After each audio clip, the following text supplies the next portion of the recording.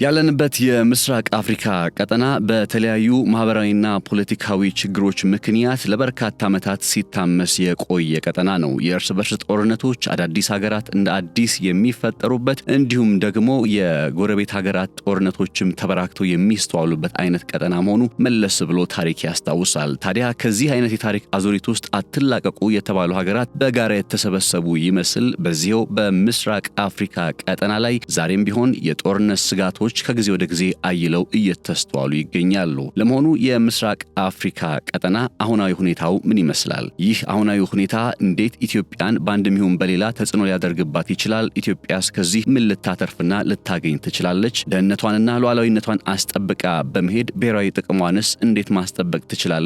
የሚሉትን አበይት ዋና ዋና ጉዳዮች ላይ ትኩረት በማድረግ በዛሬው ጥንቅራችን ላይ በዝርዝር እንመለከታቸዋለን። ሰላም ጤና ይስጥልን ክብራትና ክብራን የዝግጅታችን ተከታታዮች፣ ነጻነት ላቀው ነኝ ከገበያ ሚዲያ። ለቻናላችን አዲስ ከሆናችሁ ቻናላችንን ሰብስክራይብ በማድረግ ቤተሰብ እንድትሆኑ የአክብሮት ጥሪያችንን እያቀረብንላችሁ ወደ ዕለቱ ዋነኛ የትኩረት ነጥቦቻችን እንሻገራለን። አብራችሁን ሁኑ።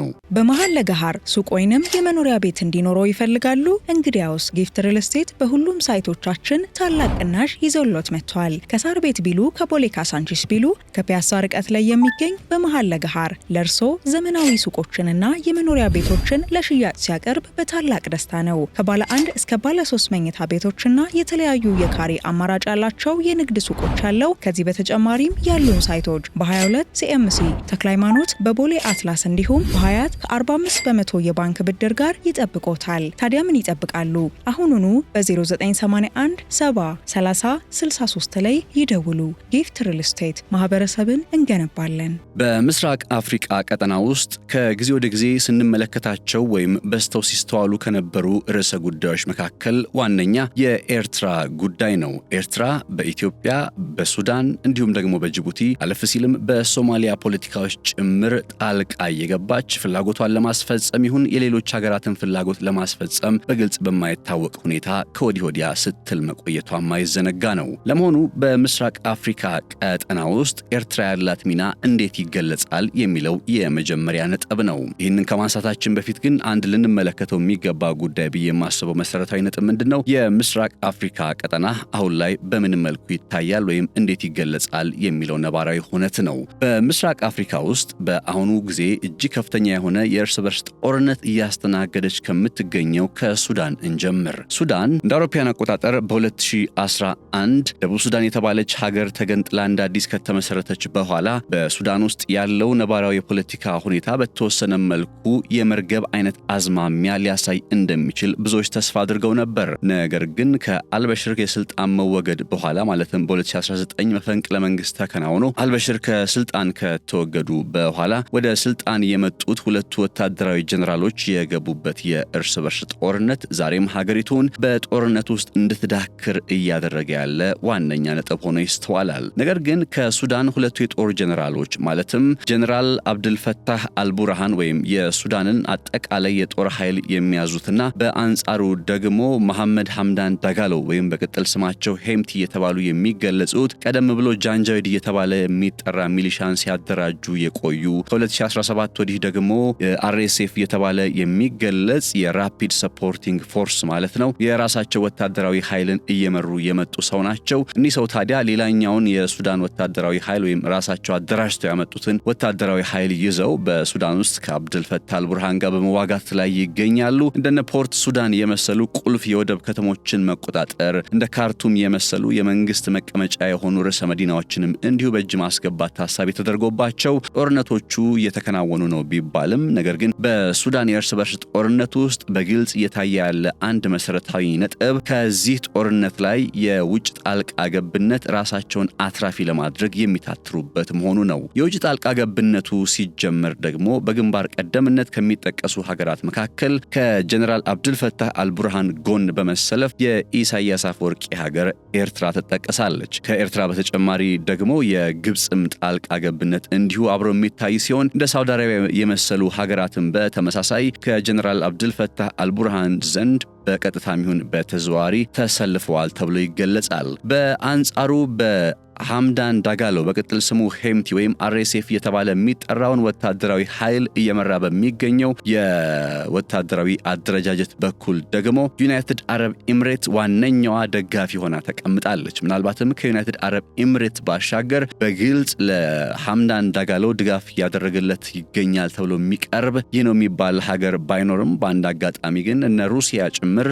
ጀነራል መሐመድ ሐምዳን ዳጋሎ በቅጥል ስሙ ሄምቲን እስከ ሞስኮ ድረስ በመጋበዝ ጉብኝት እንዲያደርግ እድል ፈጥረው እንደነበረ አይዘነጋም። ምንም እንኳን ከቅርብ ጊዜያት ወዲህ ሩሲያ በኃይል አስተላለፉ በኩል የራሷን አይነት አቋም ያንጸባረቀች መሆኑ በግልጽ ቢታወቅም በሱዳን ውስጥ ባለው የእርስ በርስ ጦርነት ላይ እጃቸው ረዝሞ ለነ አብዱልፈታህ አልቡርሃንም ጭምር እንደ ውለታ ውለዋል ተብሎ የተገለጹ የሚገኙት የኢሳያስ አፈወርቂ ሀገር ኤርትራ አሁንም በዚያው ጦርነት ላይ የራሷን አሻራ ማሳረፍ ብቻ ሳይሆን እንደ ግብጽ የመሰሉ ሀገራት ፍላጎትንም ጭምር እያስተናገደች እንደሆነ ይገለጻል። በአብዱልፈታህ አልቡርሃን በተለያዩ አጋጣሚዎች ላይ ጦሩ አቅም ባጣ ጊዜ ጉልበት ባጣ ጊዜ ድጋፍ የሚመጣለት ከኤርትራ በኩል መሆኑ ግልጽ እንደሆነ የሚታወቅ ነው። ከዚህም ባሻገር የኤርትራ የጦር ሰፈሮች የአየር ማረፊያዎች ጭምር ለአብዱልፈታህ አልቡርሃን የተለያዩ የጦርነት እንቅስቃሴዎች እንደ መገልገያ ሆነው ጥቅም ላይ ሲውሉ መሰንበታቸውም እንዲሁ ይታወቃል። በቅርቡም እንኳን የኤርትራው ፕሬዝዳንት ኢሳያስ አፈወርቂ በመኪና ተጉዘው ፖርት ሱዳን የተባለ ወደምትጠራው የሱዳን የወደብ ከተማ ሲደርሱ የተደረገላቸው አቀባበል በጣም ደማቅ እንደሆነ መለስ ብሎ የሚታወስ ሲሆን ይህም ደግሞ በዋናነት በእርግጥም በሱዳንና በኢሳያስ አፈወርቂ መካከል በሱዳን ሲባል በአብዱልፈታህ አልቡርሃንና በኢሳያስ አፈወርቂ መካከል ያለው ወዳጅነት ምን ያክል እንከር ያለ እንደሆነ የሚያመላክት እንደሆነ ልብ ይለዋል።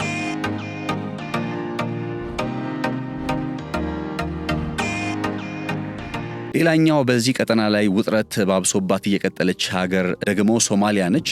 ሶማሊያ እንደሚታወቀው በውጭ ከሚመጣባት ጫና በዘለል በሶማሊያ ውስጥ ያለው ውጥረት ሞሮፍ ከውስጥ የሚመጣ ወይም ደግሞ የሶማሊያ ፌዴራላዊ ስቴቶች ወይም ግዛቶች ራስን በራስ የማስተዳደር መብታቸውን ለማስከበር በሚያደርጉት ጥረት ውስጥ የሚፈጠሩ ውጥረቶችና ግጭቶች ናቸው። በሀገረ ሶማሊያ ውስጥ እየተመለከትናቸው የምንገኘው እንደነ ሶማሌላንድ እነ ፑንትላንድ የመሰሉ ጁባላንድ የመሰሉ የተለያዩ የሶማሊያ ግዛት ወይም ስቴቶች እንዳሉ ይታወቃል። በጥቅሉ 5 ግዛቶች ናቸው የሚገኙት በሶማሊያ ውስጥ። እነዚህ 5 ግዛቶች ራሳቸውን በራሳቸው የማስተዳደር መብት አስከብረው በቀጥታም በተዘዋዋሪ ከፌዴራል መንግስቱ ጋር ግንኙነታቸውንም እንዲሁ ይዘው የቀጠሉ ግዛቶች ናቸው እንጂ እንግዲህ የሀገርነት ደረጃ ላይ የደረሰ አሁን ላይ አንድም ሀገር የለም በይፋ ሊጠቀስ የሚችል። ምንም እንኳን እንደ ሶማሌላንድ የመሰሉ ሀገራት ከ1991 እንደ አውሮፓውያኑ አቆጣጠር ጀምሮ በዋናነት የራስን በራስ የማስተዳደር መብት ብቻ ሳይሆን እንደ ሀገር ራሳችንን ችለን እንንቀሳቀስ በሚል አይነት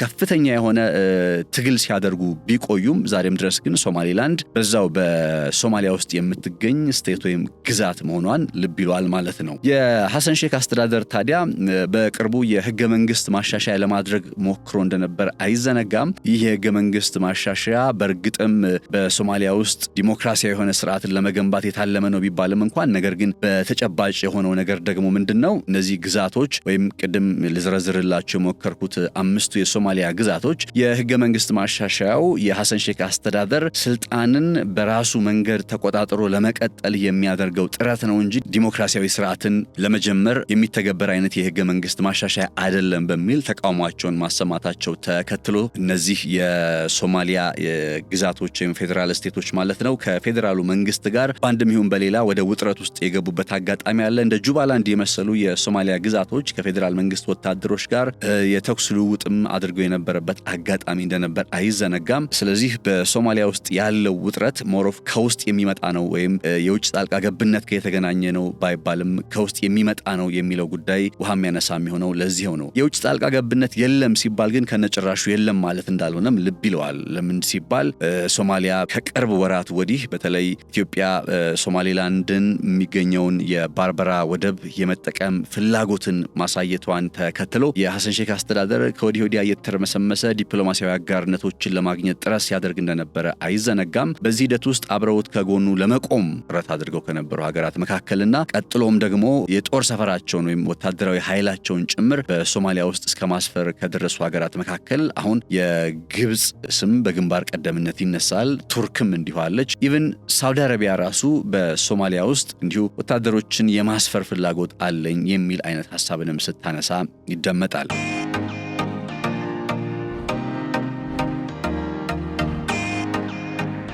ቀደም ብሎ የሱዳንን ጉዳይ ተመለከትን፣ የሶማሊያን ጉዳይ ተመለከትን። ሌላኛዋ በዚህ ቀጠና ላይ እንደ ካታሊስት መነሳት ያለባት ሀገር ኤርትራ ነች። ኤርትራ እንደሚታወቀው በ1980ዎቹ አጋማሽ ላይ ከኢትዮጵያ ነፃነቷን ካገኘችበት ጊዜ አንስቶ እስከዛሬ ድረስ ምናልባትም ባለፉት 2 ወይም 3 ዓመታት የተወሰነ ለውጦች ታይተው ከነበሩባቸው ዓመታት ውጪ ማለት ነው ከዓለም አቀፉ ማህበረሰብ የተገለለች ሀገር ሆና እንደቆየች ይታወቃል። የኢሳያስ አፈወርቂ አስተዳደር ያው የውስጥ ጉዳይ ስለሆነ እንደው ወንድሞቻችን እህቶቻችን ወንድም ህዝብ ተብሎ ሊገለጽ የሚችል ስለሆነ የኤርትራ ማህበረሰብ የነሱን የውስጥ ፖለቲካ ብዙም ገብተን አናወራበትም። ነገር ግን የኤርትራ ፖለቲካ በዚህ ቀጠና ላይ ይዞ እየመጣ ያለው ውጤት፣ በዚህ ቀጠና ላይ እያስከተለ ያለው ጦርነት፣ እዚህ ቀጠና ላይ እያመጣ ያለው ግጭትና አለመረጋጋት ምናልባትም የኢሳያስ አፈወርቂ አስተዳደር በስልጣን ላይ ባይኖር የሚያስብል አይነት ነውና በዚሁ መነሻነት የኤርትራን ጉዳይ እንመለከታለን ማለት ነው። ኤርትራ እንደሚታወቀው የኢትዮጵያ አካል ሆና ቆይታለች። ከዛ የኢትዮጵያ አካል ሳትሆንም ቆይታለች። ስለዚህ ይህንን ሐሳብ ስናነሳ ኤርትራ ወደ ኢትዮጵያ ትቀላቀል፣ ኤርትራ እንደዚህ ትሆን የሚል አይነት ሐሳብ በስተትም ኖሮ አይደለም። ነገር ግን ቀደም ብዬ እንዳልኩት የኤርትራ የፖለቲካና ማህበራዊ እንቅስቃሴ በተለይ የፖለቲካ እንቅስቃሴ በአንድም ይሁን በሌላ ኢትዮጵያንም ጭምር አፌክት የሚያደርግ ወይም ጫና ውስጥ የሚያስገባ የሆነ ስለሚስተዋል ነው እንግዲህ ስለ ኤርትራም ጉዳዩን አብሮ ለማንሳት የግድ የሚያስፈልገው ማለት ነው። ኤርትራ ከኢትዮጵያ በምትገነጠልበት ሰዓት ላይ አብረው የሚነሱ በተለይም ከአሰብ ወደብ ጋር በተገናኘ በተደጋጋሚ የሚደመጡ ሐሳቦች አሉ። የአሰብ ወደብ ጉዳይ ሰፋ ያለ ራሱን የቻለ ሽፋን የሚያስፈልገው በመሆኑ አሰብን የተመለከተ ዝርዝር መረጃ በቀጣይ ዝግጅቶቼ ይዤላችሁ መለሳለሁኝ። ያው በገበያ ሚዲያ እንግዲህ በመጪዎቹ ጊዜያት በተከታታይ መገናኘታችን ስለማይቀር አንደኛው በትኩረት ከማቀርብላችሁ ርዕሰ ጉዳይ መካከል በዚሁ በቀይ ባህር ቀጠና ላይ የኢትዮጵያ የባህር በር ጥያቄ ጋር ተገናኝቶ አብረው ሊነሱ የሚገባቸው በጣም በርካታ ሐሳቦች አሉ። ከነዛ መካከል አሰብ አንዱ ነው። ስለዚህ እሱን ጠቅለል አድርጎ በሙሉ ሽፋን ወይም ሙሉ ጊዜ ሰጥቶ የአሰብን ጉዳይ መመልከታችን አይቀርም። እንደ መነሻ እንዲሆን ግን አሰብ የኢትዮጵያ ጥያቄ ነች ሲባል በታሪክ አይደለም። በነገራችን ላይ ክቡራት ተከታታዮቻችን እርግጥ ነው በታሪክ እንደ አጼ ካሌብ አስተዳደር ዘመን ጊዜ ኢትዮጵያ ቀይ ባህርን ተሻግራ የመን ድረስ ደርሳ ያን ቀጠና ያስተዳደረችበት ጊዜ እንደነበረ መለስ ብሎ ይታወሳል ወይም በታሪክ ተመዝግቧል። እሱን ግን ለታሪክ ነው የምንተወው። አሁን ላይ የአሰብ ጉዳይንም ሆነ ኢትዮጵያ የባህር በር ያስፈልጋታል የሚለውን ጥያቄ ስናነሳ የምናነሳው ከታሪክ አግባብ ሳይሆን ከህግ አግባብ ነው። ኢትዮጵያ ሙሉ በሙሉ የባህር በር ለመጠየቅ የሚያስችል የህግ አግባብ አላት ወይም ህጋዊ መብት አላት። ልታገኝ የምትችልበትም የታሪክ አግባብ አይደለም፣ ህጋዊ አግባብ አለ። ወደብ ማግኘት የምትችልበትም መንገድ አለ። ስለዚህ የአሰብ ጉዳይ ከዚህ አንጻር አብሮ የሚታይ መሆኑ እንዳለ ሆኖ በኤርትራ ውስጥ ያለው ፖለቲካ ግን ቀደም ብሎ እንግዲህ ባለፉት በርካታ ዓመታት በግልጽ ስንመለከት እንደነበረው የኢሳያስ አፈወርቂ አስተዳደር በአንድም ይሁን በሌላ አንዲት ሀገር በተረጋጋ ሁኔታ ሉዓላዊነቷን አስከብራ ብሔራዊ ጥቅሟን አስከብራ የምትቀጥል ከሆነ ምናልባትም ኢሳያስ አፈወርቂ አይናቸው ደም ይለብሳል ሊባል የሚችል አይነት መሪ ናቸው። ይህንን አካሄዳቸውን ሶማሊያ ውስጥ አይተነዋል። በነገራችን ላይ አሁን ለሶማሊያ በጣም አዛኝ መስሎ የሚታዩት የኢሳያስ አፈወርቂ መንግስትና አስተዳደራቸው ከጥቂት ዓመታት በፊት አልሸባብ አሸባሪ ተብሎ የኢትዮጵያ መንግስት ወታደሮቹን ሶማሊያ ልኮ ከአልሸባብ ጋር በሚዋጋበት ጊዜ ኢሳያስ አፈወርቂ ቁጭ ብለው ከአልጀዚራ ጋር በነበራቸው አንድ ቃለ መጠይቅ ላይ ሰምታችሁ ከሆነ አልሸባብ አሸባሪ አይደለም እያሉ ሲከራከሩ የነበሩ ሰው ናቸው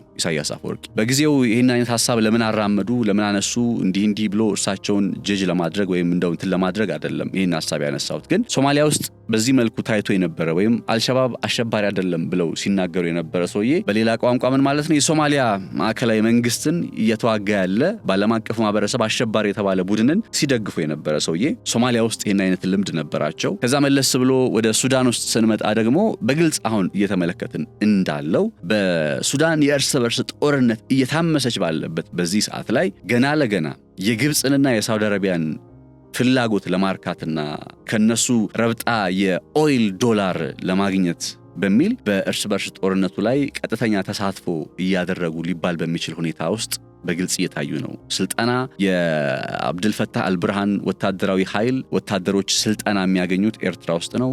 እንዳልኳችሁ ቀደም ብሎ የኤርትራ የአየር ማረፊያ ወይም የጦር ሰፈሮች ለጀነራል አብዱልፈታህ አልብርሃን ግልጋሎት ይሰጣሉ። ብዙ ድጋፍ ይደረግለታል በኤርትራ አማካኝነት የአልቡርሃን አስተዳደርና በኢትዮጵያ ውስጥም ቢሆን መለስ ብሎ ከጥቂት ዓመታት በፊት በነበረው የሰሜኑ ጦርነት ላይ የኢሳያስ አፈወርቂ መንግስት ተሳትፎ እንደነበር አይዘነጋም። ስለዚህ ጦርነት አለ በሚባልበት ስፍራ ሁሉ ከጅቡቲ ጋር የነበሩበት ውጥረት በድንበር ጉዳዮች ላይ ከጅቡቲ ጋር የነበሩበት ውጥረት እንዲሁም የሚታወስ ነው። አጠቃላይ ጦርነት አለ በተባለበት ቦታ ሁሉ ኢሳያስ አፈወርቂ አሉ በቀጥታም ይሁን በተዘዋዋሪ። ስለዚህ ይሄ ፓተርን ነው ማለት ነው። የአንድ ተሞክሮ ብቻ መነሻ አድርገን እያነሳን ያለ ሐሳብ አይደለም።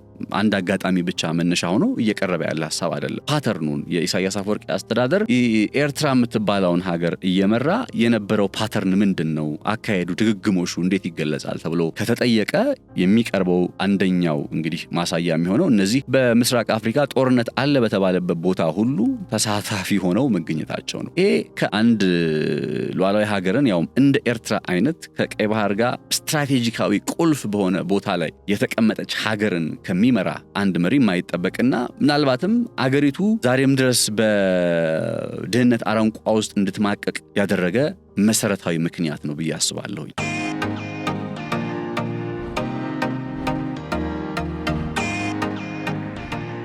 ስለዚህ የኤርትራ ጉዳይ ከተገለጸ የሚገለጸው በአንድም ይሁን በሌላ በሌሎች ሀገራት ጉዳይ ውስጥ በቀጥታም ይሁን በተዘዋዋሪ በመግባት ነው። ቀጥታ ኑ ተብለው ካልተጠሩ ኢሳያስ አፈወርቂ ቀጥተኛ ባልሆነ መንገድ ከጀርባ ወታደር ማስታጠቅ ይጀምራሉ። ከጀርባ ጦር ማዘጋጀት ይጀምራሉ። የነበረው ኤክስፔሪየንስ ነው። ስለዚህ የኤርትራ ጉዳይ ከዚህኛው ፐርስፔክቲቭ ይታያል ማለት ነው። የሶማሊያን ጉዳይ አነሳን፣ የሱዳንን ጉዳይ ተመለከትን፣ እንዲሁም ጦርነት አለ በተባለ ቦታ ሁሉ የሚገኙትን የኢሳያስ አፈወርቂ ኤርትራን ጉዳይ ተመለከትን። የጅቡቲ እንዲሁም የኬንያ ሞር ኦፍ ኢኮኖሚካል ጉዳዮች ስለሆኑ ከኢኮኖሚያዊ ወይም ከምጣኔ ሀብታዊ ጉዳዮች አንጻር ነገሩን በምንመለከትበት ወቅት የምንቀጥላቸው ርዕሰ ጉዳዮች ይሆናሉ።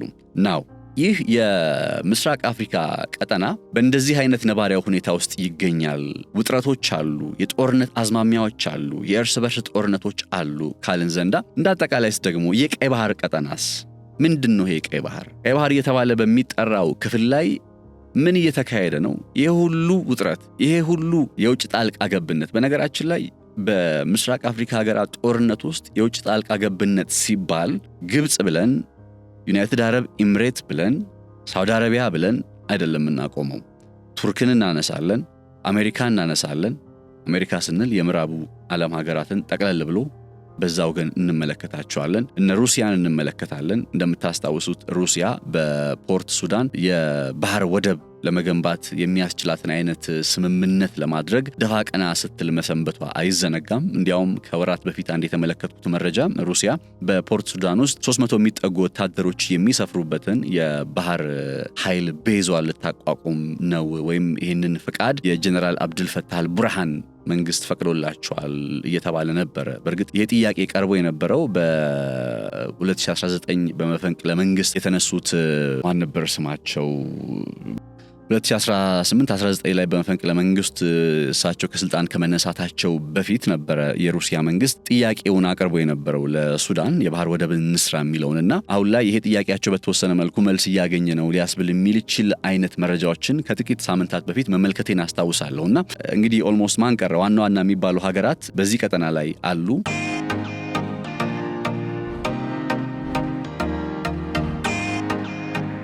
ቻይናን ብትሆን ኢቭን ቻይና እንደሚታወቀው ከራሷ የባህር ክልል ውጪ ብቸኛው እዚህ ዓለም ላይ ወይም ፕላኔታችን ላይ አንድ ወደብ ያላት ወይም የጦር ኃይል የጦር ሰፈር ያላት ጅቡቲ ውስጥ እንደሆነ ይታወቃል። ምን ማለት ነው? ቀይ ባህር ውስጥ እንደሆነ ይታወቃል ማለት ነው። ስለዚህ በዚህ ቀጠና ላይ የውጭዎች ጣልቃ ገብነት አለ ሲባል እያወራን ያለነው ስለ ግብጽ ወይም ስለ ሳውዲ አረቢያ አይደለም፣ ወይም ስለ ዩናይትድ አረብ ኤሚሬትም ብቻ አይደለም። ስለነ ሩሲያ፣ ስለነ ቻይና፣ ስለነ አሜሪካ፣ ስለተቀረው ዓለምም ጭምር ነው። እነዚህ ሀገራትን በዚህ ስፍራ ላይ አይናቸውን እንዲጥሉ የሚያደርጋቸው መሰረታዊ ነጥብ ይህን ቀጠና ፋታ እንዳይሰጡት ወይም ከዚህ ቀጠና ላይ ትኩረታቸው እንዳይነሳ የሚያደርገው መሰረታዊ ነጥብ ምንድን ነው ከተባለ የመጀመሪያው ነጥብ የሚሆነው የቀይ ባህር ጉዳይ ነው። ቀይ ባህር ማለት የዓለማችን 10% የሚሆን የንግድ እንቅስቃሴ የሚከናወንበት ነው። ኤግዚትና ለምሳሌ በግብጽ በኩል የስዊዝ ቦይ እንዳለ ሁሉ በዚህ በታች ደግሞ በየመን በኩል የመንና ኤርትራ በሚዋሰኑበት ባብ ኤል መንደብ አለ።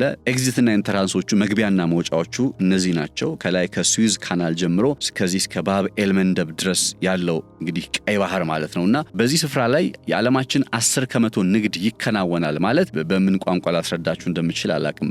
የዓለማችን 10% የንግድ እንቅስቃሴ ወደ መካከለኛው ምስራቅ ለመግባት እስራኤል ጋር ለመድረስ በተለይ ደግሞ ቀደም ብሎ ታስታውሱ ከሆነ ታሪክ ነክ ነገር በተወሰነ ስለምወድ እነ ክሪስቶፈር ኮሎምበስን ታስታውሳላችሁ ብዬ አስባለሁኝ። 9ኛ 10ኛ ክፍል የሂስትሪ ትምህርት ላይ ስንማር የነበሩትን አሳሾቹን ወይም ኤክስፕሎር የሚያደርጉትን ማለት ነውና እነሱ እንግዲህ ወደ አውሮፓ ለመሄድ በሚያደርጉት ጥረት ውስጥ ደቡብ አፍሪካ ውስጥ ኬፕ ኦፍ ጉድ ሆፕ እየተባለ የሚጠራውን ስፍራ ታስታውሳላችሁ ብዬ አስባለሁኝ። ደቡብ አፍሪካን መጀመሪያ ኬፕ ኦፍ ጉድ ሆፕ አልነበር ያሏት እነዛ አሳሾች? ምንድነው? ለምሳሌ ከኤዥያ ውስጥ አንድ ጉዞ ቢጀመር በኬፕ ኦፍ ጉድ ሆፕ አድርጎ ወይም በደቡብ አፍሪካ አድርጎ ዞሮ ነው ወደ አውሮፓ የሚመጣ የነበረው። አሁን ቀይ ባህር እዚህ ቦታ ላይ እንግዲህ በ1850ዎቹ መሰለኝ የስዊዝ ካናል ሲገነባ እና በቀይ ባህር ተቆርጦ ቀጥታ ከሜዲትራኒያን ጋር የሚገናኝበት መንገድ ሲፈጠር የሆነው ነገር ምንድነው? ያ ኬፕ ኦፍ ጉድ ሆፕ እየተባለ እንግዲህ ሰዓታት የሚፈጁበት ማለት ወራትና ሳምንታት የሚፈጅ የነበረው የመርከቦች ጉዞ አሁን በቀይ ባህር አማካኝነት በጣም ቀንሶ በአጭር ጊዜ ውስጥ በአውሮፓና በኤዥያ በአውሮፓና በተቀረው ዓለም መካከል ያለው ግንኙነትን ማሳጠር ተቻለ ማለት ነው። ስለዚህ የዓለማችን 10% የንግድ እንቅስቃሴ ከመከናወኑ ባሻገር ይህ የቀይ ባህር ቀጠና መግቢያና መውጫ ስለሆነ የመርከቦችን የጉዞ እንቅስቃሴ በማሳጠር ይህም ደግሞ በግልጽ የታየው መች ነው? የሃውቲ ከእስራኤል ጋር ጦርነት ውስጥ በነበረባቸው ጊዜያት የመርከቦችን በሚያጠቃበት ጊዜ እነዛ መርከቦች ከሃውቲ ጥቃት ለመዳን በሚል አማራጭ አድርገው ይሄዱ የነበረው በድሮ መንገድ ኬፕ ኦፍ ጉድ ሆፕ የተባለ ድሮ ሲገለጽ በነበረው በደቡብ አፍሪካ በኩል ዞረው ነበርና ስለዚህ ይሄ ማለት የቀይ ባህር ቀጠና ጉዳይ ምን ያክል የልብ ምት እንደሆነ ለዓለማችን የንግድ እንቅስቃሴ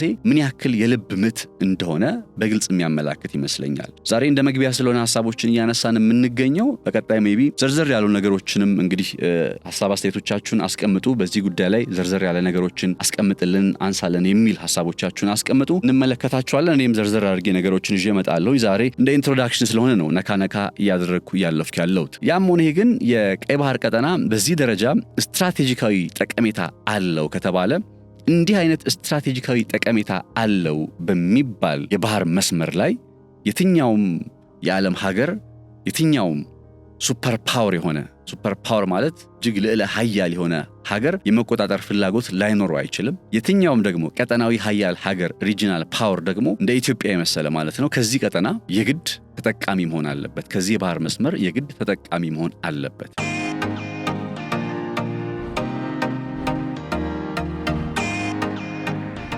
በነገራችን ላይ በምስራቅ አፍሪካ ቀጠና ላይ ሪጂናል ፓወር የሚባለው ሀገር ማን ነው ብላችሁ ታስባላችሁ? ጥቂት እስኪ ጊዜ ልስጣችሁ እና አሰብ አድርጉት። ሪጂናል የቀጠናዊ ኃያል ሀገር የሚባለው ምስራቅ አፍሪካ ቀጠና ላይ አንዳንድ ይሄን ሐሳብ በተለያዩ አጋጣሚዎች ላይ ለማንሳት በመከርኩባቸው አጋጣሚዎች አንዳንዶች ኢትዮጵያ የቀጠናው ሪጂናል ፓወር ወይም ቀጠናዊ ኃያል ሀገር አይደለችም የሚለውን ሐሳብ ሊሞግቱ ይሞክሩ ያውቃሉና ምናልባት እንደዛ ብላችሁ ካሰባችሁ ለምን አስባችሁ አልልም። ነገር ግን ሌላው ቢቀር የህዝብ ቁጥራችን ኢትዮጵያ ያላት የህዝብ ቁጥር ትልቅ አቅም ስለሆነ ትልቅ ኢኮኖሚ ስለሆነ በሱ ብቻ ሌላ ኃያል የሚያስብለንን አንድ ክራይቴሪያ ወይም አንድ መስፈርት እናሟላለን። ሁለተኛው ነገር ደግሞ ጂዲፒ ነው። በጠቅላላ ሀገራዊ ምርት ጠቅላላ ዓመታዊ ሀገራዊ ምርት ግሮስ ዶሜስቲክ ፕሮዳክት የሚባለው ማለት ነውና ግሮስ ዶሜስቲክ ፕሮዳክት የኢትዮጵያ ግሮስ ዶሜስቲክ ፕሮዳክት በዙሪያችን ካሉ ሀገራት አንጻር እንግዲህ ሱዳን ነች፣ ኤርትራም ኤርትራ ነች፣ ጅቡቲ ያው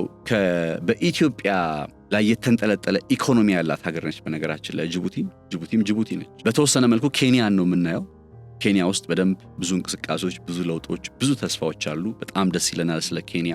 ጎረቤታችን እንደዚህ ጠንከር ብለው ከጦርነት ራሳቸውን አላቀው በለውጥ መስመር ውስጥ መሆናቸው በጣም ሊያስደስት የሚገባ ነገር ነው። እንግዲህ ያለ ከተባለ ተፎካካሪ ሊሆን የሚችለው የኬንያ ኢኮኖሚ ነው እንጂ እሱም ከጂዲፒ አንጻር አንገናኝም። ፐር ካፒታል ኢንካም ላይ ነው ወይም የነፍስ ወከፍ ገቢ የተባለ የሚገለጸው ላይ የነፍስ ወከፍ ገቢያው ሲሰራ ሂሳብ ስለሆነ ጂዲፒ ሲካፈል ለህዝብ ቁጥሩ እንደዚህ አድርገው ነው የሚሰሩትና የኛ ህዝብ ቁጥር በጣም እጅግ ከፍ ያለ ስለሆነ ምንም እንኳን ጂዲፒያችን ከፍ ቢልም ተካፍሎ የሚመጣው ውጤት ግን በዛው ልክ ያንሳል። ኬንያ በፐር ካፒታል ኢንካም ወይም የነፍስ ወከፍ ገቢ የተባለ በሚገለጸው በተወሰነ የተሻለች ቁጥር ልታገኝ ትችላለች እንጂ ከዛ ውጭ ሊኖሩ በሚችሉ ነጥቦች ላይ በዚህ ቀጠና ከኢትዮጵያ የበለጠ ማንም ሀገር ቀጠናዊ ሀያል ሀገር ሊባል አይችልም ማለት ነው። ቀጠናዊ ሀያል ሀገር ነን ማለት ምን ማለት ነው? ቀጠናዊ ሀያል ሀገር ነን ማለት በሌላ ቋንቋ በቀጠናው ላይ ፍላጎታችንን ለማስከበር መምዘዝ የምንችላቸው ካርዶች አሉ ማለት ነው። ሁሉም ሀገራት ከኛ ጋር ጥገኛ አድርገን መቀጠል እንችላለን ማለት ነው። ካርዶቻችንን መምዘዝ እንችላለን ማለት ነው። ለምሳሌ ጅቡቲ፣ እንደሚታወቀው ጅቡቲ ለኢትዮጵያ እጅግ በጣም ቁልፍ የምትባል ሀገር ነች። የኢትዮጵያ አጠቃላይ የውጭ ምርት ገቢ ኦልሞስት 95% የሚሆነው በጅቡቲ በኩል እንደሆነ ይታወቃል። በጅቡቲ በኩል የሁሉ ምርት ሲገባ ደግሞ ኢትዮጵያ ለጅቡቲ ዳጎስ ያለ ረብጣ ቢሊዮን ዶላር በየዓመቱ ትከፍላለች። ጅቡቲ ከኢትዮጵያ የምታገኘው ወደቦቿን በማስጠቀም ከኢትዮጵያ የምታገኘው ረብጣ ቢሊዮን ዶላር እና በተመሳሳይ ደግሞ መሬቷን አከራይታ ለነ አሜሪካ፣ ለነ ቻይና፣ ለነ ስፔን፣ ለነ ፈረንሳይ ዩነሚት እንግዲህ በቃ አሉ ለሚባሉ ሀገራት አከራይታ ኢቭን ጣሊያን እርግጠኛ አይደለሁም ለነዚህ ሁሉ ሀገራት አከራይታ የምታገኘው ገንዘብ ጋር ከተነጻጸረ የሰማይና የመሬት ያክል ልዩነት አለው። ስለዚህ ለጅቡቲ ኢኮኖሚያዊ እድገት በጅቡቲ ከሰፈሩ ልዕለ ሀያል ከሚባሉ ሀገራት የበለጠ ኢትዮጵያ ቁልፍና ጠቃሚ ነች። እኛ ጅቡቲን ለኢትዮጵያ ቁልፍና ጠቃሚ ነች እንደምንለው ሁሉ በተመሳሳይ ጅቡቲ ያለ ኢትዮጵያ ምንም ልትሆን ትችላለች። በቃ ምንም ነች። እርግጥ ነው የምታከራየው የወደብ ኪራይ ያለ ከነዛ ሀገራት የተወሰነ ሚሊዮን ዶላሮችን ታገኛለች። ነገር ግን በፍጹም ኢትዮጵያ እኮ በአመት እስከ 3 ቢሊዮን እና ከዛ በላይ ዶላር እኮ ነው ለጅቡቲ የምትሰጠው። የትኛው የውጭ ሀገር የጦር ሰፈር የገነባ ኃይል ነው ለጅቡቲ ይሄን አይነት ገንዘብ የሚሰጠው? ተደምሮ የአንድ ሀገር ትላላችሁ እንዴ? ተደምሮ ኢትዮጵያ ለጅቡቲ ከምትሰጠው ጥቅም አንጻር እነዚህ ሀገራት አይጠቅሟትም። ኢትዮጵያ የቀጠናው ልዕለ ሀያል ሀገር ናት። ልዕለ ሀያል ሀገር እንደመሆኗ መጠን ደግሞ ሪጂናል ፓወር በሚለው ያዙልኝ፣ ሪጂናል ፓወር የቀጠናው አንካራ ሀገር እንደመሆኗ መጠን ጅቡቲን በተመለከተ ምን አይነት ካርድ መምዘዝ ትችላለች ሲባል ማድረግ ከምትችላቸው ወይም መምዘዝ ከምትችላቸው ካርዶች መካከል አንዱ 50% የሚሆን የንግድ ገበያን ከዚህ በኋላ በሌትስ ሴይ አሁን ሱዳን ሰላም ብትሆን በሱዳን በኩል ኢሳያስ አፈወርቂ ሰላማዊ ሰው ቢሆን ኖሮ ዋይናት በምጽዋ በኩል ማለት ይቻላል። እነዚህ ሀገራት እኛ ላይ ተንጠለጠሉ ናቸው። አይ እናንተ ኢትዮጵያን ማለት ነው እኛ ጋር ነው ሙሉ የውጭ ገበያችሁ በእኛ በኩል ነው መግባት ያለበት። ስለዚህ ይሄ እንዲሆን እንደዚህ እናደርጋለን፣ ዋጋ እንቀንሳለን፣ ደረቅ ወደብ ማከራየት ካለብን መስጠት ካለብን እንሰጣለን፣ እንደዚህ እያሉ ወደ አማራጭ ኢትዮጵያን እንዴት እናገልግል ወደሚል አይነት ሁኔታ ውስጥ መምጣት አለባቸው እነዚህ ሀገራት።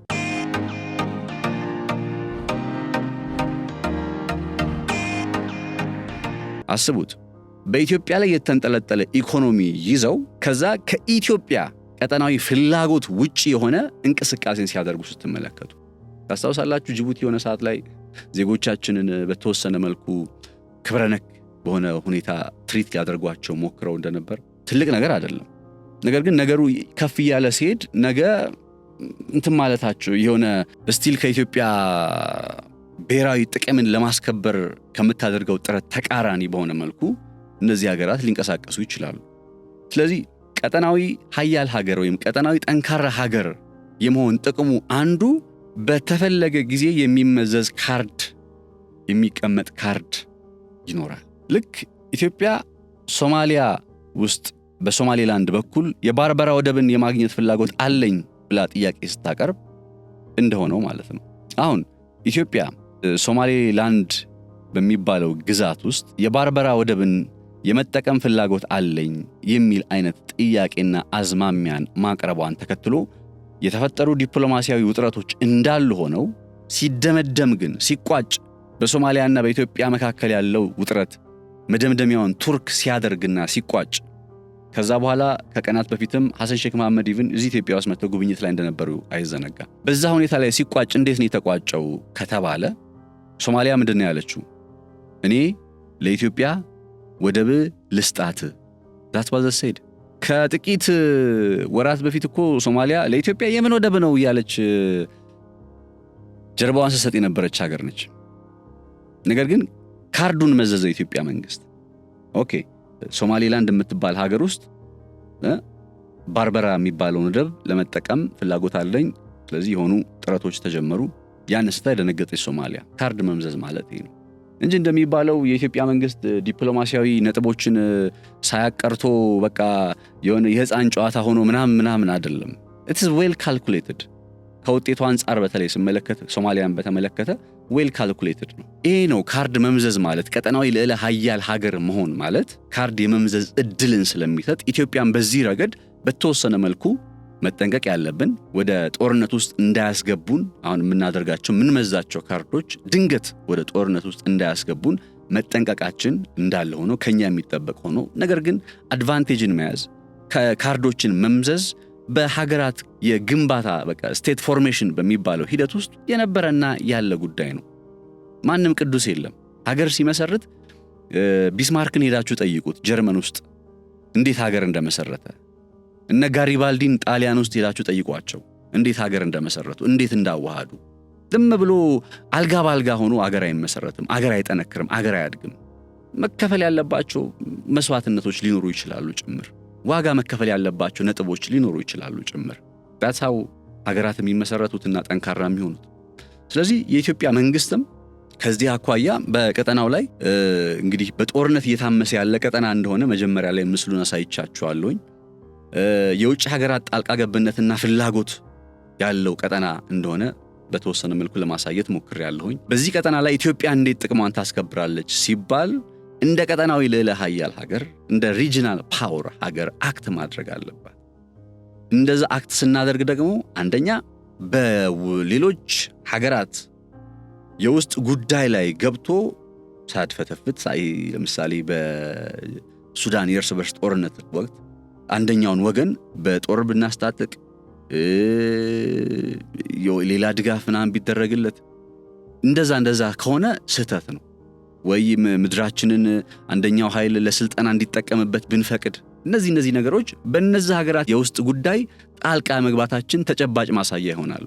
ነገር ግን ሐምዳን ዳጋሎ በቅጥል ስሙ ሄምቲ የሱዳን RSF መሪና ጠቅላይ ሚኒስትር አብይ አህመድ በአንድ በሁለት በሶስት አጋጣሚዎች ተገናኝተው አወሩ ማለት በቃ እንደዚህ ሰዎች እጅና ጓንት ናቸው፣ በሱዳን የእርስ በርስ ጦርነትም ኢትዮጵያ ጣልቃ ገብታለች ማለት አይደለም። በፍጹም አይደለም። ምንም ተጨባጭ የሆነ ማስረጃ ስለሌለ ለምሳሌ አንደኛው የሱዳን ጎረቤት ሀገር ቻድ፣ በቻድ በኩል ዩናይትድ አረብ ኤሚሬትስ ምን እንደምታደርግ ታውቃላችሁ? በቻድ በኩል አንድ አሰተኛ አውሮፕላን የእርዳታ ምግቦችን ይዟል የሚባል አውሮፕላን ቻድ ውስጥ ያርፍና የጫነው ግን እንዳለ የጦር መሳሪያ ነው። ያ ቻድ ውስጥ የተራገፈ የጦር መሳሪያ በቀጥታ የት ይገባል? ለጀነራል ሐምዳን ዳጋሎ RSF እየተባለ የሚጠራውን ወታደራዊ ኃይል ለሚመራው ኃይል ማለት ነው። ለዛ ኃይል ድጋፍ ይደረጋል። አሁን ይሄ የዩናይትድ አረብ ኤሚሬትስ ይሄንን ወታደራዊ ኃይል ሐምዳን ዳጋሎን እሱን ለመደገፍ የምታደርገው ጥረት እንዲያውም ኒውዮርክ ታይምስ ነው ዘገባውን ይዞት የወጣው የምርመራ ዘገባ ነውና አንድ ተጨባጭ ማሳያ ነው።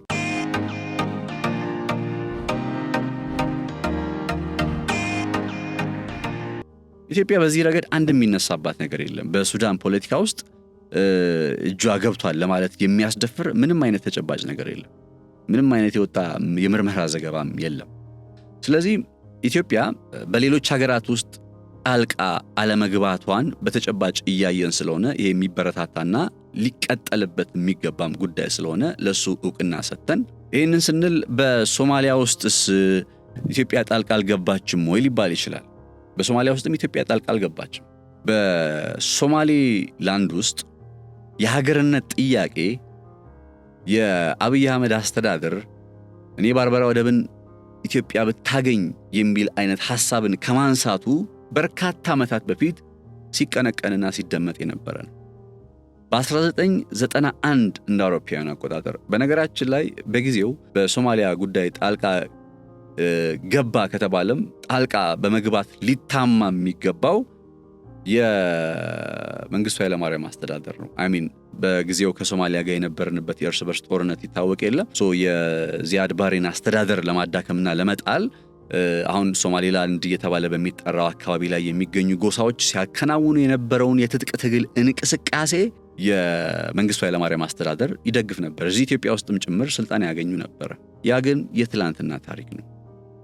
እንግዲህ 91 እንደ አውሮፓውያን አቆጣጠር የጀመረ የሶማሌላንድ የሀገርነት ዕውቅና ጥያቄ ዛሬም ድረስ ቀጥሏል። እንደነ ዶናልድ ትራምፕ የመሰሉ መሪዎች ምናልባትም ለሶማሌላንድ ዕውቅና ስለመስጠት ታሳቢ ያደረጉ ነውን የሚል አይነት ሐሳብም ጭምር መነሳት ጀምሯል። ኢትዮጵያ እንደ ኢትዮጵያ ከእንደዚህ አይነት ነባራዊ ሁኔታ ላይ እንዴት ጥቅሟን ማስከበር አለባት ሲባል ጥቅሟን ልታስከብር የምትችለው አንደኛ ሶማሌላንድ የምትባለው ግዛት ዕውቅና ብቻ ነው የምትፈልገው። ራይት ነው። ሀገር ለመሆን ዕውቅና ብቻ ነው የምትፈልገው። አንድ ከሌላ ሁለተኛ ሀገር፣ ሌላኛው ደግሞ ከራሷ ከሶማሊያ ላይካውን ኤርትራ ስትገነጠል የመጀመሪያው ዕውቅና ሰጪው ሀገር ኢትዮጵያ ነበረች አይደለ? ሶማሌላንድም አሁን ከሶማሊያ ብትገነጠል የመጀመሪያው ዕውቅና ሰጪ መሆን ያለባት ሀገር ነገሩ ሰላማዊ ሆኖ እንዲያልቅ ሶማሊያ ነች። ሶማሊያ ካልሰጠች ግን ሌሎች ሀገራት ወደዚህ አይነት ሂደት ውስጥ ሊገቡ ይችላሉ። በነገራችን ላይ በዩናይትድ ኪንግደም ፓርላማ ውስጥ ስለ ሶማሌላንድ የሀገርነት ጉዳይ እንደሚታወቀው ሶማሌላንድ የብሪቲሽ ኮሎኒ ነች እንደነበረች ይታወሳል። በዩናይትድ ኪንግደም ቅኝ እንደተገዛች ይታወሳል። ስለዚህ አሁን ላይ እንደ ጉዳይ አድርገው እችን ግዛት ሀገር ማድረግ አለብን ብለው ሐሳቦች የሚያነሱበት፣ የሚከራከሩበት፣ የሚሞግቱበት አይነት ሁኔታ ነው ያለው።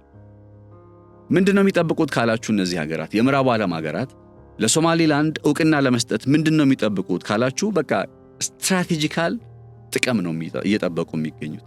ለምሳሌ ሶማሌላንድ ለአንደኛው ሀገር በቃ ሰፊ የሆነ ለምሳሌ ለአሜሪካ ሰፊ የባህር ወደብ የጦር ሰፈር መገንቢያ ወደብ ብትሰጣቸው በእርግጠኝነት አሜሪካ ለሶማሌላንድ ዕውቅና ትሰጣለች።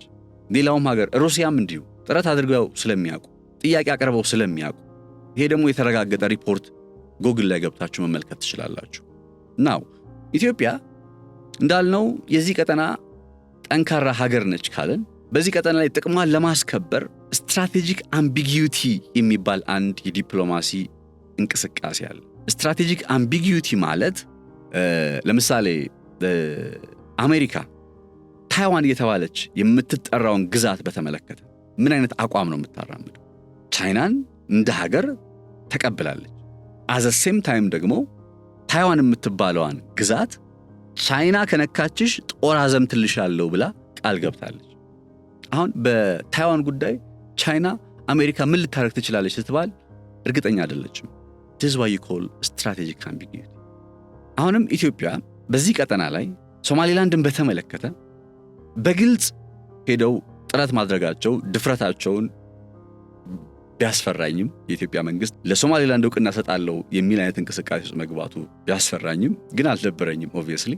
ነገር ግን የሄዱበት ድፍረቱ አንድ ግልጽ ያደረገው ነገር እንደነ ሶማሊያ የመሰሉ ሀገራት ለኢትዮጵያ የሚበጅ አይነት አካሄድ ውስጥ ካልገቡ ኢትዮጵያ ወደ እንደዚህ አይነት እንቅስቃሴ ውስጥ ወይም ለነ ሶማሌላንድ ለመሰሉ ሀገራት ውስጥ ጫፉ ማለት ነው ጽንፉ ዕውቅና እስከመስጠት ድረስ ሊለጠጥ እንደሚችል የሚያመላክት ነው።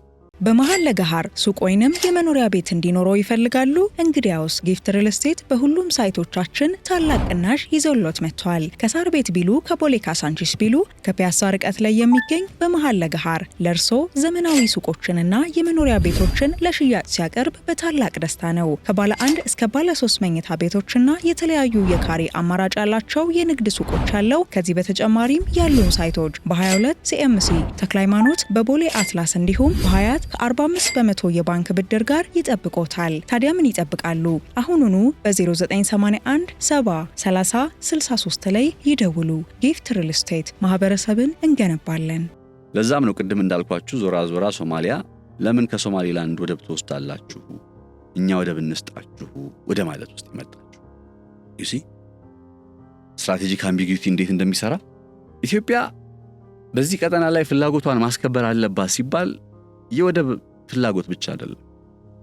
ሌላው መታወቅ ያለበት ነጥብ የወደብ ፍላጎት ብቻ ሳይሆን አንድ ሰላምና ጸጥታ በዚህ ቀጠና ላይ ካልተከበረ የኢትዮጵያ ብሔራዊ ጥቅምም አብሮ አይከበርም። ዛስዋይ ጦርነትን ከየትኛውም ሀገር ጋር ኢትዮጵያ ማድረግ የሌለባት ደፍረው ካልመጡና ራሷን ለመከላከል ካልተገደደች በቀር ኢትዮጵያ በምንም መልኩ ወደ ጦርነት ውስጥ መግባት የለባትም ብያምናለሁ። ወደ ጦርነት ውስጥ መግባት የሌለባት ደግሞ ቀጠናዊ ቅርጹ አሁን ላይ ያለው ቀጠናዊ ቅርጽ ቀደም ብዬ እንዳልኳችሁ ሱዳን ውስጥ ያለው ነባራዊ ሁኔታ የእርስ በርስ ጦርነት ነው። ሶማሊያ ውስጥ የግዛቶች የመከፋፈል አዝማሚያ የኤርትራ መንግስትን እንደምታውቁት ነው። በዚህ በደቡብ ሱዳን በኩል ስለ ደቡብ ሱዳን አላነሳውም። ሜቢ አዲስም ሀገር ስለሆነች ሊሆን ይችላል። ገና 15 ዓመት እንኳን ሞላት፣ ግን እንመለስባታለሁ። ለአሁን ግን በደቡብ ሱዳን በኩል የታጣቂዎች እንቅስቃሴ አለ። በዚህ በጋምቤላ በመሳሰሉት አካባቢዎች ላይ የታጣቂዎች እንቅስቃሴ አለ። እንግዲህ አስቡት በኢትዮጵያ ዙሪያ ያሉ ሀገራት ሁሉ ሰው እንዴት ቆይ ሁሉም ትኩረታቸው እናንተናቸው ኢትዮጵያና ኢትዮጵያ ብቻ ይሆናል። ሱዳን ውስጥ ያለው መንግስት ትንሽ ቢረጋጋ የሚያደርገው ነገር በመተማ በኩል የአልፋሽጋ አካባቢን ሙሉ በሙሉ መውሰድ። ትንሽ ቢረጋጋ በቃ የሱዳን መንግስት ወይም አጋጣሚ ቢያገኝ ሊቀጥልበት የሚችለው ነጥብ ይሄ ነው። አልፋሽጋ እየተባለ በሚጠራው አካባቢ ላይ ወዲያ ወዲህ ማለት አንድ በሱዳን በኩል በዚህ በሶማሊያ በኩል ደግሞ እንደንትን አድርገው ለመጠቀም የሚፈልጉት አንድ ትርክት አላቸው። በዚህ አድባሬ ጊዜ ሲቀነቀን ሲነሳ የነበረ ሐሳብ ነው። ታላቋ ሶማሊያ ወይም the greater ሶማሊያ የሚባለው ምንድነው? ኢትዮጵያ ውስጥ ሶማሌ ወንድሞቻችን እንዳሉ ይታወቃል። በነገራችን ላይ ሶማሌዎችን በጣም ነው የምወዳቸው። በተለያዩ አጋጣሚ በስራ አጋጣሚ ጅግጅጋ ውስጥ በጣም ለወራት ኖር ያለሁኝ ፍቅራቸውን በደንብ አውቀዋለሁኝና የሶማሌ ወንድሞቻችን የሚኖሩበትን መሬት ግን ህዝቡን እኮ አይደለም የሚፈልጉ መሬቱን ግን የሚፈልጉ የሶማሊያ the greater ሶማሊያ ብለው ሲያነሱ የሚያቀርቡት ሐሳብ አለ። ስለዚህ አጋጣሚ ቢያገኙ ኢትዮጵያ ውስጥ አለመረጋጋት ምናምን ችግር ቢመጣ እንደዚህ ጦርነት ምናምን ቢመጣ ሊጠቀሙና ግራብ ለማድረግ የሚሞክሩት አይናቸው የሚያርፍበት ስፍራ አለ። በዚህ በሶማሊያ በኩልም ማለት ነው። በኤርትራ በኩል ከተመለከትን ደግሞ የኤርትራ መንግስት ስለ አልጀር ስምምነት ያነሳል። እንደተባለው ማን እንደፈረመለት የማይታወቅ የአልጀር ስምምነት።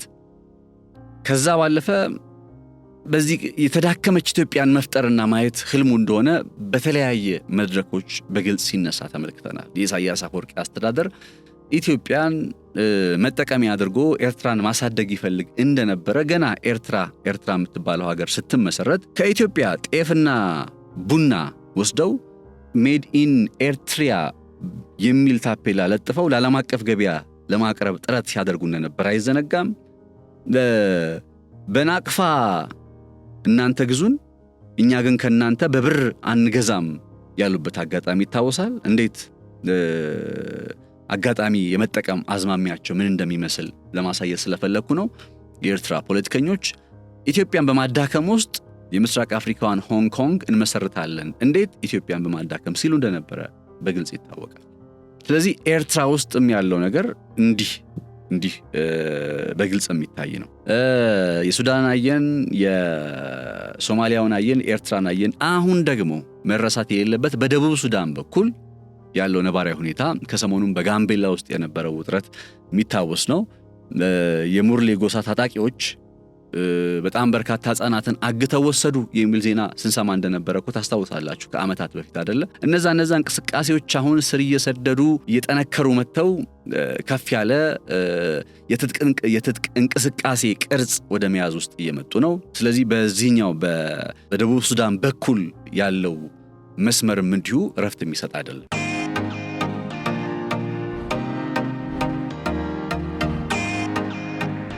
ኢትዮጵያ በእንደዚህ አይነት ውጥረት ውስጥ ሆና በእንደዚህ አይነት መልኩ አጋጣሚ በሚጠብቁላት አይነት ኃይሎች ተከባ ከዛ ወደ ሌላ ጦርነት ውስጥ ብትገባ በተመሳሳይ ጊዜ በርካታ የጦር ግንባሮች ላይ እንድትጣድ ትገደዳለች። በሱዳንም በኩል በደቡብ ሱዳንም በሉት በኤርትራም ኢቭን በሶማሊያም ሊሆን ይችላል። ሰራውንዲንግ ነው የሚሆነው። ሁለተኛ ነገር ይህ በመሆኑ ምክንያት የምስራቅ አፍሪካ ጉዳይ የኢትዮጵያና የሌላው ሀገር የጎረቤቱ ሀገር ብቻ ሳይሆን የሌሎች የውጭ ኃይሎች ፍላጎት ይክነሚት ግብጽ ትላላችሁ፣ ዩናይትድ አረብ ኤሚሬት ትላላችሁ፣ ሳውዲ አረቢያ ትላላችሁ፣ አሜሪካ፣ ራሽያ፣ ኢራን ኦልሞስት የሚቀር ሀገር የለም፣ ቻይና። እነዚህ ሁሉ ሀገራት በቀጥታም ይሁን በተዘዋዋሪ በዚህ ቀጠና ሊጀመር በሚችል ጦርነት ላይ ኢንቮልቭ ያደርጋሉ። ዛስ ዋይ ጦርነት መጀመሩ ለኢትዮጵያ ሌላኛው አዋጪ ላይሆን የሚችልበት ምክንያት።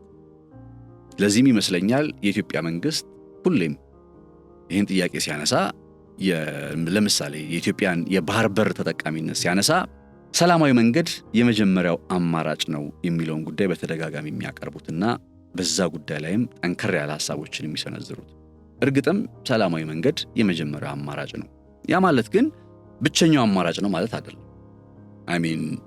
ለምሳሌ በአሁኑ ወቅት የኤርትራ ወታደራዊ ኃይል የተቆጣጠሩት ወይም የያዙት የኢትዮጵያ መሬት አለ ወይስ የለም? መሰረታዊ ጥያቄ ነው ጥያቄ። ስለዚህ ይኸውላችሁ ጦርነትን ማራቅ መክፋት የመጀመሪያው አማራጭ ሆኖ ነገር ግን የሚያስገድዱ ሁኔታዎች ደግሞ ከመጡ ምን ይደረጋል? አስገዳጅ ሁኔታዎች ከመጡ ትልቁ የዚህ ሁሉ ማጠንጠኛ ኢትዮጵያ እያለች ያለችው አንድ እኮ መሰረታዊ ሐሳብ በቃ የባህር በር ጥቅም ላገኝ የባህር በር ላገኝ ነው። ዳስት ለምንድን ነው ኢትዮጵያን የባህር በር የማግኘት ጥያቄ ሲመጣ በቃ ነገሩ የሆነ የጦርነት ብቻ ተደርጎ የሚቀርበው ለምንድን ነው? በሰጥቶ መቀበል መርህ ኢትዮጵያ የባህር በር ማግኘት የምትችልበት መንገድ አለ። አይውሽ ደግሞ ከኤርትራ ጋር ቢሆን ደስ ይለኝ ነበር ይሄኛው አካሄድ ሰጥቶ መቀበል መርህ የሚለው። ምክንያቱም ወንድማማች ህዝቦች ነን። ቀድሜ እንዳልኳችሁ ከኤርትራ ጋር ምንም እንኳን በጦርነት የተፋለምንበት አጋጣሚ ቢኖርም ስቲል ግን ዳዝኖች እውነታውን አይቀይረውም ወንድማማች ህዝቦች የመሆናችንና አንደርስታንድ መደረግ ነበረብን። ይሄ የዋሆኝ የሳስበውን ይሄን እንምላችሁ ኤርትራውያን አንደርስታንድ አድርገው አዎ ኢትዮጵያ ይገባታል ብለው የባህር በር ለኢትዮጵያ ማመቻቸት ነበር የነበረባቸው። ከኢትዮጵያ ጋር ካላቸው ቅርበት አንጻር ከኢትዮጵያ የባህር በር ከማግኘቷ ኤርትራ ልታተርፍ ልትጠቀም ከምትችለው ነገር አንጻር አንፎርቹኔትሊ ግን እንደዛ አይነት ሐሳብ በኤርትራ ፖለቲከኞች ዘንድ በእንግዲህ ሲነሳ ወይም ሲቀነቀን አንመለከትም። ስለዚህ አሁናዊው ሁኔታ እርግጥ ነው የጦርነት ከበሮች እየተጎሰሙ ነው ሊያስብል የሚችል አይነት ሁኔታ ነው ያለው በሁሉም ወገን። ኤርትራ በተለይ ከሰሞኑ በኢሳያስ አፈወርቂ አማካኝነት የዲፕሎማሲያዊ የበላይነቱን ለማግኘት ጥረት እያደረገች ነው። የኢሳያስ አፈወርቂም ወደ ሳውዲ አረቢያ ከሰሞኑ ማቅናታቸው ከዚሁ ጋር አብሮ የሚታይና መረዳት የሚያስይዝ ነው። እነዚህ ሁኔታዎች አካሄዶች ከጎናቸው እንደምታውቁት እነ ግብጽን የመሰሉ ሀገራትን አሰልፈዋል ኢሳያስ። ግብጽና ሳውዲ አረቢያ ደግሞ ሬድ ሲ ካውንስል እየተባለ በሚጠራ አንድ ህብረት አማካኝነት እነ ጅቡቲም እነ ሶማሊያም አባል የሆኑበት ህብረት ነው ሬድ ሲ ካውንስል። ሳውዲ አረቢያ አለች፣ ኤርትራ አለች፣ ግብጽ አለች፣ ጅቡቲ አለች፣ ሶማሊያ አለች። እነዚህ ሀገራት ምን አይነት አቋም አላቸው? በተለይ ግብጽና ሳውዲ አረቢያ የሚመሩት ማለት ነው። የትኛውም ሀገር ከቀይ ባህር ጋር በቀጥታ በመሬት የማይዋሰነ ሀገር የቀይ ባህር ባለቤት ወይም ለቀይ ባህር ተደራሽ ሊሆን አይገባም የሚል አይነት አቋም አላቸው። ይህን ሐሳባቸውን በተደጋጋሚ ያነሳሉ።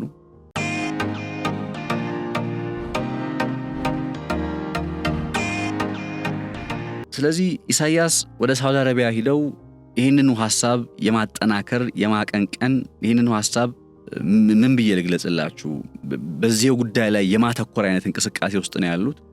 ግን ኢትዮጵያ ምንድነው አማራጯ ነው? የመጀመሪያው አማራጭ በሰላማዊ መንገድ የባህር በር ተጠቃሚ ልትሆን የምትችልበትን መንገድ ማመቻቸት አንድ። ሁለተኛ እንደነ ጅቡቲ የመሰሉ ሀገራት ላይ በጣም ፎከስ ማድረግ ያስፈልጋል የሚል አቋም አለኝ። ለምንድነው እነ ጅቡቲ ላይ ትኩረት መደረግ አለበት የምለው? ምክንያቱም 95% የሚሆነው የኢትዮጵያ ገቢ ምርት በጅቡቲ ነው የሚገባው፣ ወጪውም እንዲሁ በጅቡቲ ነው የሚወጣው። ገቢዎቻችን በጅቡቲ ላይ የተንጠለጠለ ነው። ስለዚህ ጅቡቲን እንደ ካርድ አድርጎ እንደ አማራጭ እንደ ኬንያ ውስጥ ለምሳሌ የሞምባሳ ወደብ አለ አይደል? ኬንያ ውስጥ እነሱ የመሰሉ የወደብ አማራጮችን ማማተር። አሁን የመጀመሪያው ዓላማ ኢትዮጵያ የባህር በር ባለቤት ትሆን ሲባል ይሄ ማሰብ ያለብን ነገር ወደ ታሪካዊ ወደ ቀይ ባህር እንመለሳለን ምናምን፣ እሱ ዲፕሎማቲካሊ እንትን ያደርገናል፣ ጫና ውስጥ ያስገባናል። በጣም ዋይዝ መሆን በጥበብ ነው መሄድ ያለብን። እንደ ወራሪ አድርጎ ዓለም ላይ ያስለናል። በየመድረኩ እየተነሱ ቡራ ከራዩ ማለትና የጦር ከበሮ መደብደብ በዓለም ላይ ኢትዮጵያ ያላትን ስም ያጎድፋል። ኢትዮጵያ ወራሪ ሆና አታውቅምና እንደዛ አይነት ስሜት እንዳይፈጠር መጠንቀቅ ያስፈልጋል። ስለዚህ እንዴት ነው ግን በጥንቃቄ ነገሩን ማስኬድ የሚቻለው ሲባል ካርዶችን መምዘዝ ነው። ቁጭ ብሎ በጣም ስትራቴጂስት የሆኑ የውጭ ግንኙነት ፖሊሲ አውጪና አርቃቂዎች ጋር ሆነው እንዲህ አድርገን ይሄንን ብናረግ እዚህ ጋር እንዲህ ልንጫወት እንችላለን። ልክ እንደ ቼዝ ማለት ነው። you need to play the chess not the war drums ማለት ነው። የጦር ከበሮ መደብደቡ አይደለም አሁን ለኢትዮጵያ የሚጠቅማት፣ ቼዙን መጫወቱ ነው፣ ጌሙን መጫወቱ ነው፣ ዋይዝ መሆኑ ነው። በዛ መንገድ ከተሄደ ደግሞ አጋጣሚዎችም እየመጡ ነው። ከጎናችን ጠንካራ ኃይሎች ሊሰለፉ የሚችልበት አይነት አጋጣሚ እየመጣ ነው። ከነዚህ አጋጣሚዎች መካከል የዶናልድ ትራምፕ አስተዳደር ለኢትዮጵያ ያቀረበው ጥያቄ የኢትዮጵያ ወታደራዊ ኃይሎች በጋዛ የሰላም ማስከበር ተልዕኮ ውስጥ ይሳተፉ በማለት ያቀረበው ጥያቄ አለ። ለዚህ ጥያቄ የኢትዮጵያ መንግስት ምን እንደሚመልስ አልናቀም። ነገር ግን ኢትዮጵያ እንደ ሀገር ከምትታወቅበት አንዱ ነገር የሰላም አስከባሪ ኃይልን በመላክ ነው። የኮሪያ ዘማቾችን መለስ ብላችሁ ተመልከቱ። የኮንጎ ዘማቾችን ተመልከቱ። እዚህ ሱዳን ውስጥ ዳርፉር አካባቢ ላይ የነበሩትን መለስ ብላችሁ ሶማሊያ፣ ጎረቤት ሶማሊያ ውስጥ አልሸባብ ጋር ለመዋጋት የሰላም አስከባሪ ኃይል ገብቶ እንደነበር አይዘነጋም። why not in Gaza? why not እንዲያውም አንዳንዴ ሳስበው ይሄ ነገር ከግብጽ አፍንጫ ስር ለመቀመጥ እንደ እድል ይሆን እንዴ እላለሁኝ። ያው ቀጣይነቱ ዘለቄታዊነቱ እንደው በየዋህነት ሳስበው ነው፣ ነገሩ ጠፍቶኝ አይደለም።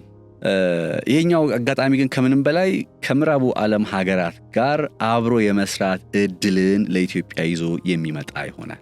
ይህ ማለት ኢትዮጵያን በተሻለ መልኩ ለማድመጥ ኢትዮጵያ ላይ በተሻለ መልኩ ኢንተረስት ፍላጎት እንዲኖራቸው የሚያደርግ አንድ ጉዳይ ይሆናል። በነገራችን ላይ ከጎንህ ማን አሰልፈሃል ነው፣ አብሮ ማን አለ ነው። የዚህ ዓለም ጦርነት ጉዳይ ከጎንህ አብሮ ማን አለ ነው።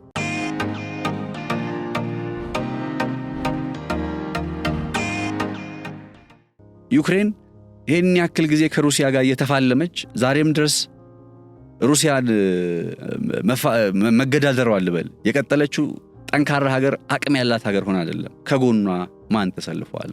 ስለዚህ በየትኛውም አካባቢ ላይ ፍላጎትን በማስከበር ለምሳሌ ኢትዮጵያ ወደብ በማግኘት ሂደት ላይ ወይም የወደብ ጥያቄዋን በማቀንቀን ሂደት ላይ እኛ ብቻችን ወደብ ያስፈልገናል በቃ ስላልን ከዛ ድንገት ተነስተን ሂደን በጦርነት እንትን ብለን ምናምን የሚሆን አይነት ነገር አይደለም። ከጎናችን አብረው ፍላጎታችንን ዓላማችንን ደግፈው የሚቆሙ ሀገራት ያስፈልጋሉ። አብረውን ከጎናችን የሚቆሙ ሀገራት በዚህ ሂደት ላይ ኢትዮጵያ ዲዘርቭ ታረጋለች የሚሉ ሀገራት ያለ ማድረግ ነው። እነ ጅቡቲ ያስፈልጋሉ ምለው ያለ ማድረግ ነው። የምዕራቡ ዓለም ሀገራት ለምሳሌ እስራኤል በሰላም ማስከበር እንቅስቃሴው ላይ በኢትዮጵያ መሳተፍ ደስተኛ ከሆነች ኢትዮጵያ ደግሞ የራሷን የሰላም አስከባሪ ኃይል ወደዛ ልካለው እናንተስ በምላሹ ምን ታረጉልኛላችሁ አይደለ ማለት ያለባት ዋት አይደለ መባል ያለበት። እንደዚህ እኮ ነው ሰጥቶ መቀበል ማለት እንጂ በነፃ ለምን ይሆናል ሁሉም ነገር። ለዚህ ነው እንዳጋጣሚ መታየት አለበት እምላችሁ። ኢትዮጵያ የሶማሊያ ውስጥ ሶማሌላንድ ውስጥ የባህር በር ጉዳይን ስታቀነቅን በነበረበት ጊዜም አይደል እንዴ እስራኤል በተመሳሳይ እዛው ሶማሌላንድ ውስጥ የባህር ኃይሏን ስለመስራት እያሰበች የነበረው? ይሲ ሼርድ የጋራ የሆነ ድሪም ካላቸው ሀገራት ጋር መቀራረብ፣ የጋራ የሆነ ፍላጎት ካላቸው ሀገራት ጋር አብሮ መስራት ሲቻል በሂደቱ የኢትዮጵያንን ፍላጎቶች አብሮ ማሳካት ይቻላል። ጦርነትን አማራጭ አድርጎ ግን ቡራ ከራዩ በማለት ብቻ ዋጋ የሚያስከፍል ልናሳካው እንችላለን፣ ግን ብዙ ዋጋ ያስከፍለናል፣ ብዙ መስዋዕትነትን ይጠይቀናል። በጦርነት ውስጥ የደቀቀ ኢኮኖሚያችንን እንደገና ሌላ ጦርነት ውስጥ አስገብተነው ይክንማጅን ምን ሊሆን እንደሚችል። ስለዚህ ጦርነትን በተሻለ መንገድ አርቆ ነገር ግን በሰላማዊ መንገድ ህጋዊ በሆነ መንገድ እንዳልኩት የዚህን የወደብ ጉዳይ ወደፊት በጥልቀት መለስበታለሁ። በተለይ ህጋዊነቱን በተመለከተ ሐሳብን ማሳካት ወደሚቻልበት አይነት እንቅስቃሴ ላይ መምጣት፣ ወደዛ ላይ ትኩረት ማድረግ ያስፈልጋል እላለሁ። ጠቅላላ አድርጎ ሲቀመጥ የምስራቅ አፍሪካ ቀጠና በውጥረት ውስጥ ያለ የውጭ ሀገራት ጣልቃ ገብነት ከወዲህ ወዲያ የሚርመሰመስበት፣ በዚህ መካከል እንደ ኢትዮጵያ ያለ ጠንካራ ሀገር ደግሞ ፍላጎቱን ለማሳካት ደፋ ቀና የሚልበት አይነት ቀጠና ነው። በዚህ ቀጠና ላይ ወደ ጦርነት ውስጥ ከመግባት ይልቅ ወይም ጦርነትን የመጀመሪያ አማራጭ ከማድረግ ይልቅ ሰላማዊ በሆነ መንገድ ፍላጎቶች የሚሳኩበትን አይነት አካሄድ መንደፍና ማዘጋጀት የኢትዮጵያ መንግስት የቤት ስራና ኃላፊነት እንደሆነ አስባለሁኝ። ነጻነት ላቀው ነበርኩኝ። በገበያ ሚዲያ ዘርዘር ያሉ የአፍሪካ ቀንድና የምስራቅ አፍሪካ መረጃዎችን የምትከታተሉበት ይህ የዩቲዩብ ገጽ ነው። እኔም በዚህ ገጽ ላይ በተከታታይ ወደ እናንተ የተለያዩ ሐሳቦችን ይዤ እንግዲህ ከዛሬ ጀምሮ ወደ እናንተ መምጣት ማድረሴን እቀጥላለሁ። መረጃዎችም እንዲሁ ይቀርባሉ። በቀጣይ በተመረጡ ርዕሰ ጉዳዮች ላይ ጠለቅ ያሉ መረጃዎችን የዛሬው የወፍ በረር ቀጠና ነው እንዳጠቃላይ ስለማን ነው የምናወራው የሚለውን ጉዳይ በተመለከተ ስለ ምስራቅ አፍሪካ ቀንድ ስለ ቀይ ባህር ስንል ማን ነው ምንድን ነው የሚለውን ነገር በተመለከተ እንደው ፒክቸሩ እንዲኖር እንደ የመጀመሪያ ጥንቅር አድርጋችሁ ወይም መነሻ ጥንቅር አድርጋችሁ አስቡት። በቀጣዮቹ ጊዜያት ዘርዘር ጠለቅ ያሉ መረጃዎችን ወደ እናንተ ማድረሴን እቀጥላለሁ። ነጻነት ላቀው ነበርኩኝ ከገበያ ሚዲያ አብሬያችሁ ቆይታ አድርጌያለሁኝ። ቻናላችንን ሰብስክራይብ ማድረጋችሁን እንዳትረሱ። መልካም ጊዜ፣ መልካም ቆይታ ይሁንላችሁ።